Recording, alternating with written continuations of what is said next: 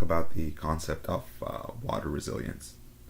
So, as we all know, water is one of the most important, if not the most important thing on this planet for human survival.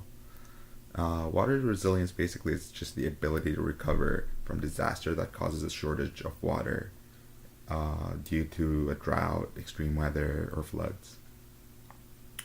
And resilience also means that that disaster could have been avoided basically if we just used more sustainable methods than the ones we've been using.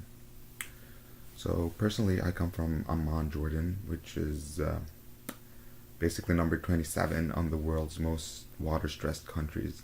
So water there is very important and very scarce, and it's just not available as we take for granted here in Canada. So basically, it's just a concept that's very important to me, and I just would like to offer maybe solutions one day to these ongoing problems over there. So, one of its struggles is that it's only surrounded by one body of water, which is all the way in the south, which is the Red Sea. So you can't really use the desalination of water method to get more available and ready resources for that. So it's basically solely dependent on water from rainfall. So if it doesn't rain for a while there, it's a huge problem, and farmers really will lose a lot of business and can't farm their crops, and they can't do anything basically, and there'd be like a shortage of vegetables over there over the season. So it's basically dependent on rainfall, and that's it. But my issue is with, well, Jordan is one of the top 100 water resilient countries, so that's good. But my issue with that is that I feel like building resilience needs to discern between and manage three levels, which is the socioeconomic, external hazard considerations, and larger social ecological systems.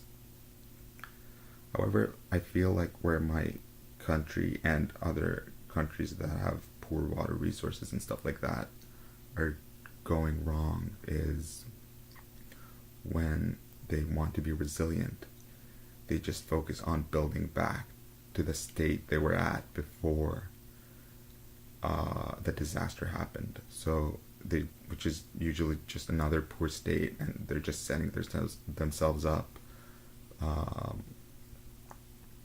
to return to where they were again when another disaster happens or something like that. So what I think they should do is to like transition from that poor state, and where like the poor suffer from dysfunctional urban water services, to like an achievement of increased and more equitable access to water, better treatment of wastewater, and better water quality in general.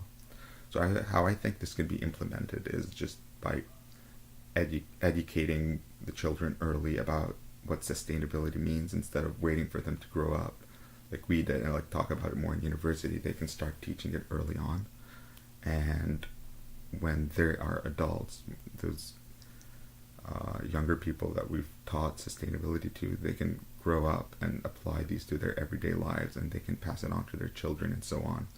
And that way maybe we can build a more sustainable society, and instead of focusing on being resilient, maybe one day we can just be sustainable and struggle less, basically.